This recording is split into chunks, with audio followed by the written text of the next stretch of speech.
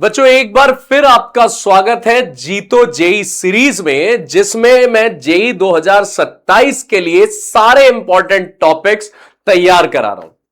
जिसमें मेरा ये टोटल मोटिव ये है कि जनवरी 2027 में आपका मेंस क्लियर हो जाए, फिर आप एडवांस की तरफ मूव कर जाएं। अब आपको समझना क्या है कि आप लास्ट में जाके इंपॉर्टेंट मांगते हैं, और मैं 6 महीने से आपको लगातार अब इंपॉर्टेंट देता जाऊंगा, क्योंकि जेई में बचे हैं 6 महीने। तो अगर हम लगातार इंपॉर्टेंट करते जाएंगे तो ऑटोमेटिकली हम सिलेक्शन की तरफ मूव कर जाएंगे। हम ये गलती ना करें कि हम बिल्कुल लास्ट में जाके इंपॉर्टेंट ढूंढें, बल्कि भैया के साथ ये क्रिस्प कंटेंट करते जाएं और इस सीरीज को फॉलो कर लें। पूरी यूट्यूब पे एक सीरीज ऐसी है जो इंपॉर्टेंट टॉपिक सिखा रही है जेई के, और ना केवल फिजिक्स में बल्कि केमिस्ट्री में भी और बल्कि मैथ्स में भी। आज का कंटेंट इतना इंपॉर्टेंट है, आज मैं आपको सिखाने जा रहा हूं इक्विलिब्रियम। जो पुली वाले इक्विलिब्रियम होते हैं वो कैसे सॉल्व होते हैं, कैसे बच्चों को सॉल्व करना चाहिए। जो कंसेप्ट नहीं आते वो पूरे बनवाऊंगा और उस पर क्वेश्चन लगवाऊंगा। आज आपका ये छोटा सा टॉपिक पूरा कर दूंगा, लेकिन आज की क्लास सुपर इंपॉर्टेंट है। जैसा मैंने पिछली क्लास में बोला था कि आज की क्लास ज्यादा इंपॉर्टेंट है रादर देन जो पिछली क्लास थी। मैंने पिछली क्लास में आपको बताया था, ग्राफ वाली क्लास में, ठीक है। तो आज की क्लास में आपकी स्टार्ट करता हूं, जिसमें मैं इक्विलिब्रियम सिखाता हूं। तो चलिए अपने शशांक भैया के साथ फिजिक्स को और इंटरेस्टिंग और इजी अप्रोचेबल बनाते हैं, जिसमें कंसेप्ट समझ आए। बोलिए हां के ना? हां भैया। चलिए, इक्विलिब्रियम का क्या कंसेप्ट है भैया, थोड़ा समझाओ यार। इक्विलिब्रियम, अगर आप किसी चीज को इक्विलिब्रियम में कहते हो तो उसका मतलब उस पर नेट फोर्स जीरो है। नेट फोर्स जीरो भैया, नेट फोर्स जीरो होने का मतलब आपको उसकी हॉरिजॉन्टल में जितनी भी फोर्स है आमने सामने उन्हें बराबर रख लेना।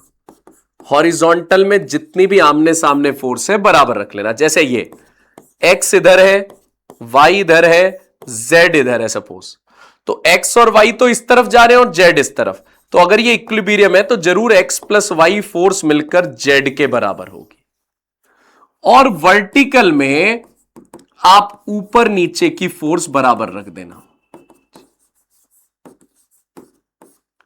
यानी अगर ऊपर लग रही है आपके पास F1 F2 और नीचे लग रही है F3 F4, तो F1 प्लस F2 मिलकर बराबर होगी F3 प्लस F4 के।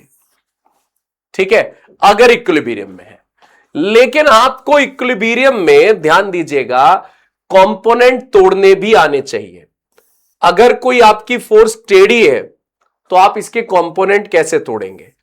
पहली बात, अगर फोर्स ऊपर जा रही है तो इसके कंपोनेंट्स भी ऊपर जाएंगे। देखो नीचे से ऊपर, फोर्स नीचे आ रही है तो इसके कंपोनेंट्स भी नीचे लेकर आएंगे। ये कंपोनेंट्स होते हैं, रेक्टेंगुलर कंपोनेंट बोलते हैं इसे हॉरिजॉन्टल कंपोनेंट, इसे वर्टिकल, और दोनों को क्या बोलते हैं? Rectangular components. ये भी कंपोनेंट्स है, ये भी, ये वर्टिकल, ये हॉरिजॉन्टल, और दोनों को क्या बोलते हैं? Rectangular component. ध्यान दीजिएगा, दिखाइए भैया, ये थीटा है तो एंगल के साथ वाला होता है कॉस थीटा यानी एफ कॉस थीटा, और सामने वाला साइन थीटा। सपोज ये थीटा गिवन है, ये थीटा गिवन है, तो एंगल के साथ वाला होता है कॉस थीटा और सामने वाला होता है साइन थीटा। ठीक है? हां जी भैया, एंगल के साथ वाला ध्यान रखना, एंगल के साथ वाला होता है कॉस थीटा, सामने वाला होता है साइन थीटा। एंगल के साथ वाला होता है कॉस थीटा और सामने वाला होता है साइन थीटा। ओके भैया, इतनी बात तो हमें समझ में आ गई। हाँ, इतनी ही आनी चाहिए बस अभी आपको समझ। ठीक है, जब भी टेढ़ी फोर्स होगी आपको तोड़ देना है। ओके, और इक्विलिब्रियम, आमने सामने वाली फोर्सेस बराबर कर देना, हॉरिजॉन्टल वाली भी और वर्टिकल वाली भी। ठीक है भैया, आगे समझा दो, आगे सीखो। आगे क्या बताता हूं, देखो, अगर ये मास है और ये टेंशन है, ये रस्सी है और ये भी रस्सी है, तो मास से हमेशा जो टेंशन दिखाते हैं, रस्सी पे लगने वाली फोर्स, टेंशन होती है रस्सी पे लगने वाली फोर्स, वो हमेशा मास से दूर दिखाते हैं। देखो एरो देखना, मास से दूर, मास से दूर, मास से दूर, मास से दूर। हमेशा जो टेंशन दिखाते हैं वो आउटवर्ड फ्रॉम मास दिखाते हैं। ठीक है भैया, भैया इक्विलिब्रियम समझ में आ गया? एक बार फिर बता दो, इक्विलिब्रियम मतलब नेट फोर्स जीरो होना, और अगर नेट फोर्स जीरो है तो हॉरिजॉन्टल में आमने सामने वाली फोर्स बराबर होंगी और वर्टिकल में ऊपर नीचे वाली फोर्स बराबर होगी। ठीक है जी। अब सुनो, फोर्स के कंपोनेंट तोड़ने मैंने आपको सिखा दिए, ठीक है, और मैंने सिखा दिया मास से दूर लगती है टेंशन। अब जरा क्वेश्चन सॉल्व करके देखते हैं। Block of 30 kg is suspended by 3 string, find tension in B. ये ब्लॉक 3 स्ट्रिंग से बंधा हुआ है, आपको टेंशन बतानी है बी वाले में। पहली बात इधर ध्यान देना, मैं जो सिखाना चाह रहा हूं वो सीखना। अगर मैं इस पॉइंट से बात कर रहा हूं तो पॉइंट से दूर टेंशन बी, पॉइंट से दूर टेंशन ए, पॉइंट से दूर टेंशन सी। ठीक है, हां जी भैया, यहां तक हमें आपकी बात समझ में आ गई। और सुनो, अगर मैं इस मास की बात कर रहा हूं तो मास से दूर टेंशन अपॉन नीचे क्या लगता है, mg, और mg तो होता है मास इंटू जी। मास 30 किलो, जी 10, यानी कि 300, जो इसने डायरेक्ट ही दे रखा है 300। अब भैया क्या समझा रहे हैं, जरा समझ लेना बात। ये सब कुछ इक्विलिब्रियम में है, कोई कहीं नहीं मूव कर रहा। तो पहले 300 वाले को देखो, इस वाले कंसेप्ट को देखो। ऊपर टेंशन लग रही है, नीचे 300, आमने सामने वाली बराबर, यानी टेंशन सी पे कितनी आ गई, 300। ओके भैया, सी की टेंशन 300 आ गई। ओके भैया, अब इस पॉइंट को नाम दे देता हूं पी। अब जरा पी पॉइंट को देखो, आराम से देखना, बिल्कुल तसल्ली से, जल्दबाजी नहीं करेंगे हम। पी पॉइंट को देखो, इस तरफ टेंशन है ए, हां भैया है, तो नीचे टेंशन है सी, अरे हां भैया आप बिल्कुल सही कह रहे हो। इस तरफ टेंशन है बी, अरे बिल्कुल सही भैया। ठीक है, बी टेढ़ा दिख रहा है, दिख तो रहा है भैया। एंगल ऊपर के साथ दे रखा है 37, हां, तो ऊपर के साथ ट्राइंगल बना लो। फोर्स ऊपर जा रही है तो कंपोनेंट्स भी ऊपर जाएंगे। एंगल के साथ वाला कॉस थीटा, एंगल के सामने वाला साइन थीटा। अगर आप जेई एस्पिरेंट हो तो आपको साइन 37 की वैल्यू पता होनी चाहिए 3/5, कॉस 37 की वैल्यू पता होनी चाहिए 4/5, साइन 53 पता होना चाहिए 4/5, कॉस 53 पता होना चाहिए 3/5। भैया याद करनी है ये वैल्यू याद करनी है मेरे बच्चों। चलो अब दोबारा लौटते हैं अपने पॉइंट पी पे। पॉइंट पी पे आमने सामने वाली फोर्सेस बराबर, यानी ऊपर वाली नीचे वाले के बराबर। टीबी साइन 37 बराबर टीसी, और टीसी मैं निकाल चुका हूं 300। हां भैया, टीबी पूछा है उसने क्वेश्चन में, और साइन 37 होता है 3/5। हां भैया, 3 से 300 कटा 100, ठीक है भैया, तो टीबी कितना आ गया, 500 आ गया भैया। क्या आ गया, 500 न्यूटन इज द आंसर। देखो कितना नियर बाय भी दे रखा था 499, लेकिन आंसर कितना है, 500 न्यूटन। ठीक है, अभी देखते जाओ, अभी और कमांड बनानी है तो देखते जाओ, तब कमांड बनेगी। अच्छा, जो लोग चाहते हैं कि भैया हम लाइव पढ़ना चाहते हैं आपसे, तो लाइव भी आप मुझसे पढ़ सकते हैं पीसीएमबी चैनल पे। ट्यूसडे, थर्सडे, सैटरडे रात को 9 बजे मैं लाइव पढ़ा रहा हूं पीसीएमबी चैनल पे।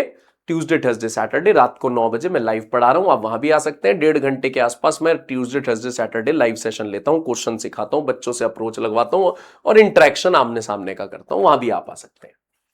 Small object is suspended at rest, rest मतलब इक्विलिब्रियम, फ्रॉम 2 स्ट्रिंग, 2 स्ट्रिंग से बंधा हुआ है। The magnitude of force exert by each string is 10√2। एक स्ट्रिंग कितनी फोर्स लगा रही है, 10√2, 10√2।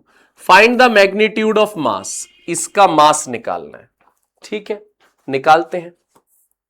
इस मास को ही पकड़ लो, नीचे लग रहा होगा mg, हां, 2 फोर्स इधर लग रही है, हां, टेढ़ी फोर्स है, हां, कंपोनेंट तोड़ने पड़ेंगे, हां, एंगल 45, 45, 10√2 ऊपर जा रहा है तो इसके कंपोनेंट्स भी कहां जाएंगे? ऊपर।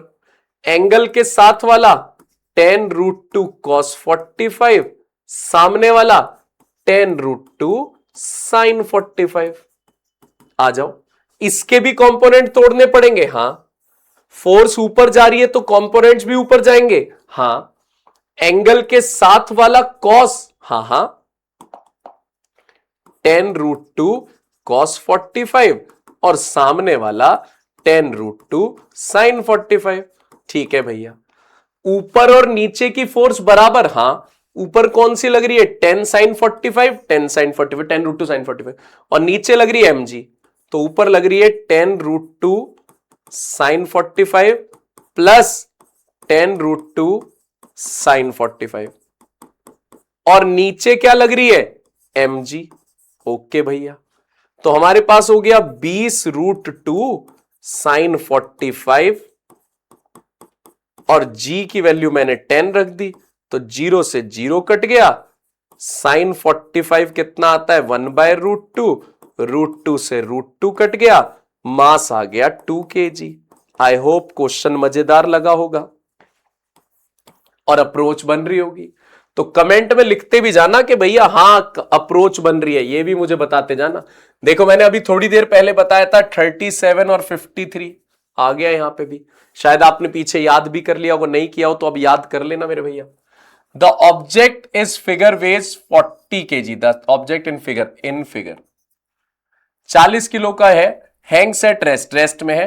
टेंशन तीनों कॉर्ड्स पे बतानी है भाई, तीनों पे। यानी इसका नाम दे देते हैं T1, इसका नाम दे देते हैं T2 और इसका नाम दे देते हैं T3। तीनों कॉर्ड्स पे बोल रहा है और यहां ऑप्शन में दे रखी है 2। गलत बोल गया होगा, तीनों कॉर्ड्स हमें बोल रहा है, ऑप्शन में दे रखी है 2। चलो निकालते हैं। सबसे पहले T3 बराबर mg कर दूं। हां भैया कर दो, 400 आ गया T3, है ना, 400 आ गया। उसके बाद इस पॉइंट को पकड़ लो। ठीक है, इस पॉइंट को पकड़ लेते हैं। T2, T1 और ये T3 मास से दूर बनाते हैं ना? हां भैया बनाते तो हैं। अब हम कैसे सॉल्व कर सकते हैं उसे समझ लेते हैं, कैसे सॉल्व कर सकते हैं उसे समझ लेते हैं, फिर आगे चलते हैं। देखो T1 ऊपर जा रहा है, हां, तो इसके कंपोनेंट्स भी ऊपर जाएंगे। T1 cos 53, एंगल के सामने वाला T1 sin 53। T2 इधर जा रहा है, हां, कंपोनेंट्स भी ऊपर जाएंगे। T2 cos 37 और ये T1 sin 37। ठीक है, पहले तो एक काम करते हैं, अब ऊपर वाले लग रहे हैं ये T1 नाम दिया, इसे T2 लिखो ना, T2। हां, अब देखो आमने सामने वाले बराबर। हां, यानी हॉरिजॉन्टल में T2 cos 37 बराबर T1 cos 53। cos 37 होता है 4/5, हां, sin 50 cos 53 होता है 3/5। तो यहां से T2 की वैल्यू आ गई 3T1/4। 4 नीचे ले गया ना, यानी हॉरिजॉन्टल में आमने सामने रख के एक इक्वेशन बन गई। अब वर्टिकल में आमने सामने, 2 ऊपर जा रहे हैं ऊपर और एक नीचे, यानी T2 sin 37 plus T1 sin 53। देखो ये तो ऊपर जा रहे हैं 1 2 और T3 नीचे है। T3 की जगह 400 लिख सकते हैं, हां। T2 की जगह लिख सकते हैं ये 3T1/4। sin 37 होता है 3/5, sin 53 होता है 4/5। ठीक है जी, हां जी भैया। तो अब हमारे पास क्या बन गया भैया? 3 3 9, 5 चौक 20। ठीक है, एलसीएम ले लेता हूं पहले 20, एलसीएम आ गया 20, तो ऊपर बच गया 91 प्लस 5 चौक 20, 4 चौक 16, 16 T1, 400, 16 और 9 25 T1 अपॉन 20, 400। 25 से ये काट दें, बिल्कुल काट दीजिए। ठीक है, 25 का अगर मैं यहां पे एक तो आ गया 25, बचे 15, 25 छिक्के 150। ठीक है, 16 दूनी 32, 320 न्यूटन तो एक आ गया, एक टेंशन तो 320 आ गई, तो ऑप्शन में 320 दो में है। तो अब दूसरी और निकालनी है। 320 यहां रख दो तो T2 कितना आ गया, 3 इंटू 320 अपॉन 4, 4 से 320 काटा 80, 8 तिया 24, 240 न्यूटन इस आ गया। ये वाला मैच हो गया option A, option A match हो गया। ठीक है, हां जी भैया। अगला question, block of mass 10 kg is suspended with the help of 3 strings, find tension T1 T2। T1 निकालनी है, T2 निकालनी है। T1 ये हो गई, T2 ये हो गई। नीचे की तरफ तो डायरेक्ट mg बना दूं, हां भैया, क्योंकि वो बराबर ही रहता है इस वाली स्ट्रिंग के। mg 10 इंटू 10 100 हो गया। ठीक है, इस हिसाब से तो बहुत आसान हो गया भैया। T1 बराबर किसके आ गया, डायरेक्ट आमने सामने बराबर, तो ऊपर T1 है नीचे 100 है, तो T1 तो बराबर 100 के आ गया। हाँ, और भैया T2 के सामने तो कोई है ही नहीं, तो T2 जीरो हो गया भैया। हाँ, तो T1 100, T2 zero is the answer, second option आ गया। ये तो बहुत आसान रहा भाई, ये तो डायरेक्ट ही सॉल्व हो गया। अगला क्वेश्चन, अगला क्वेश्चन ये अब आपके पास होमवर्क में है। आपको ये क्वेश्चन कमेंट में लिख के बताना है कि आंसर क्या आएगा। आराम से समझ लो, एक मास है जिसका m मास है, रोप से आपने लगा दिया, another rope is tied at B, यहां पे एक रोप बांध दी, उसे पुल किया फोर्स F से, रोप AB में एक एंगल थीटा, आपको टेंशन बतानी है AB में, इस पे टेंशन बतानी है, इस पे बता रहा हूं। नीचे की तरफ तो mg लगा देना, mg, इस तरफ क्या लगा देना, F, और ये टेंशन के दो कंपोनेंट तोड़ लेना, आमने सामने बराबर रख के आपके पास F के साथ बराबर रख के आंसर आ जाएगा। अब जल्दी से कमेंट में लिख के बताओ आपका आंसर क्या आ रहा है। और ऐसे ही कंसेप्ट, क्रिस्प कंसेप्ट को करने के लिए, कम टाइम में क्रिस्प कंसेप्ट को करने के लिए हमें फॉलो कर लें, और केमिस्ट्री और मैथ्स की वीडियोस को भी डाई हार्ट फॉलो करते रहे। अपने शशांक भैया को पूरी तरीके से प्यार दें, अपने दोस्तों के साथ शेयर करें। अगर कंटेंट मेरा वैल्यूएबल लगता हो तो ही शेयर करें, अगर आपको लगता है नहीं कोई काम का नहीं है, मत करना शेयर। और लग रहा है काम का तो शेयर कर दो। और TTS में रात को PCMB चैनल पे 9:30 बजे भी 9 बजे भी आप आ सकते हैं, 9 से 10:30 तक सेशन चलता है, क्वेश्चंस की प्रैक्टिस होती है। तब तक अपना ध्यान रखो, खूब पढ़ो यार, निकाल दो आपके बढ़िया सन रैंक ला के, किस्सा खत्म करो। All the best.